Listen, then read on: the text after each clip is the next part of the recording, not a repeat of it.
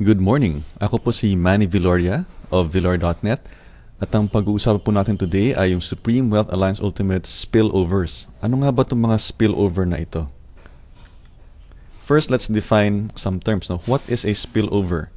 Spillover, your upline or someone above you brings in a direct customer who gets placed under you in your Pay Plan 1 matrix.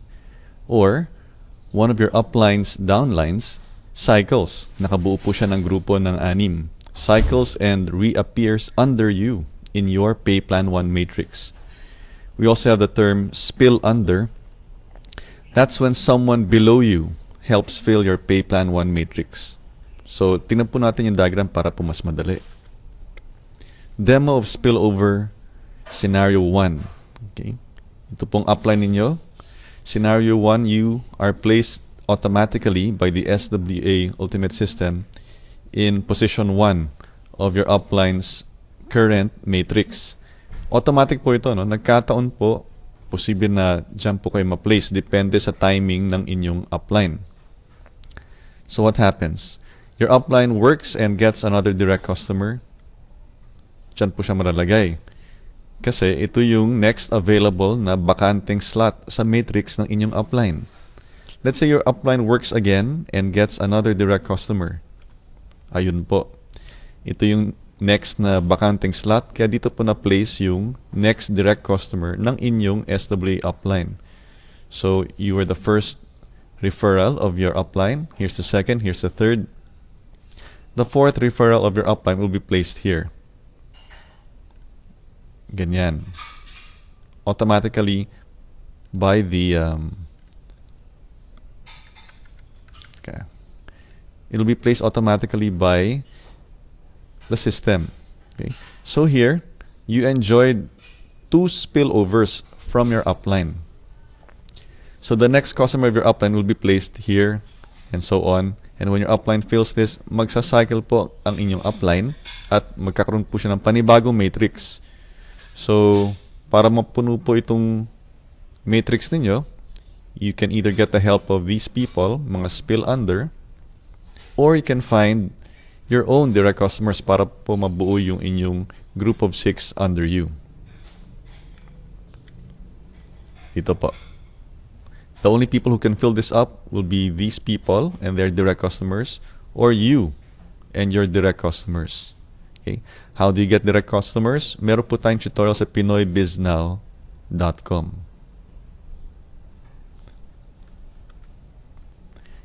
Demo of spillover scenario number 2. What if you were placed in the second position? Yung upline ninyo, meron po siyang unang direct customer, tapos nagkataon lang po, kayo yung pangalawa. The SWA system will automatically place you in the first available vacant slot of your upline at nagkataon po ito yung bakante. So dito po kayo na ilagay. So what happens?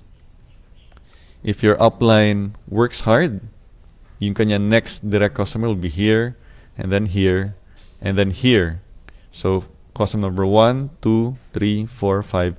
Yung panglimang direct customer ng inyong upline, malalagay po under you. Yan po ang spillover courtesy of your upline. Napalagay po natin na after your upline attracts 2 direct customers, itong taong to, si first direct customer ni upline, at kayo po, pangalawang direct customer ni upline. And then your upline stops working. Paano na po yan? Meron po tayong scenario 2 plus cycler. Let's say itong taong ito, masipag po siya. Pinuno niya po ito. Ganyan. Kapag napununan niya yung kanyang matrix, magsa-cycle po siya at bibigyan po siya ng panibagong matrix. And since this person is a direct customer of your upline, her matrix will reappear dun po sa unang bakanting slot sa matrix ng upline po ninyo. And the next vacant slot is this one. Nagkataon po, yung vacant slot na yon ay nasa ilalim po ninyo. So, sa scenario 2 plus cycler, itong direct customer ng inyong upline na masipag, nakabuo ng group of 6 sa ganitong form, sa kanyang matrix, magre-reappear po siya dito. Okay, so she cycled, she reappeared here under you. So pag inulit niya yan, magbuo siya ng 6 dito, magre-reappear uli siya dito. At magkakaroon ka ng 2 people under you. At kapag ka nagtrabaho uli itong masipag na taong ito at naglagay po siya ng tao dito, mabubuo po ang inyong matrix. Now, let's look at scenario 3. Kanina po, nandito kayo sa position 1, tapos position 2. What about if you're in position 3, 4, 5, or 6? Meaning, meron na pong mga naunang direct customer ang inyong upline. As you can see, this person, if she works hard, she can fill up this matrix.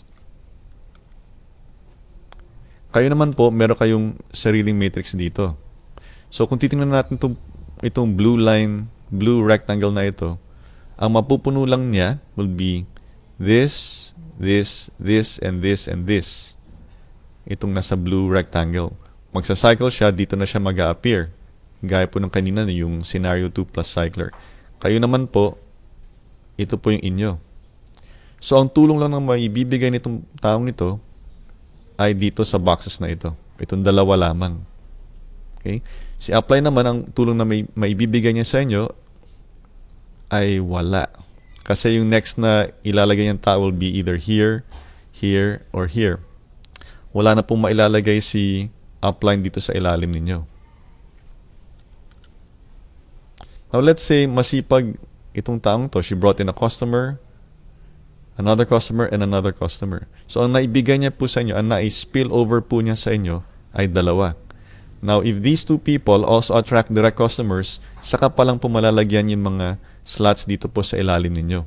Sa inyong 2x2 matrix. 2, meaning 2 people here by 2 rows. So, total, 6 po na tao. Okay? So, clear po ba yan sa inyo? Yung benefits po ng spillover ay hindi po automatic. Depende po yan kung nasa anong position po kayo at kung gaano kasipag po yung mga tao sa itaas po ninyo for spillover at kung gaano rin kasipag yung mga tao sa ilalim ninyo for spill under. At depende rin po sa inyo kung paano po kayo mag-a-attract ng direct customers. And meron po tayong tutorial sa pinoybiznow.com.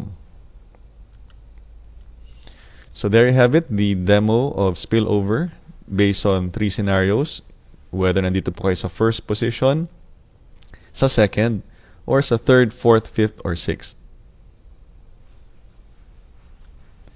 And that's it for this Supreme Wealth Alliance Ultimate Spillovers Explained Quick Tutorial. Ako po si Manny Viloria ng Viloria.net. Maraming salamat po at mabuhay tayong lahat.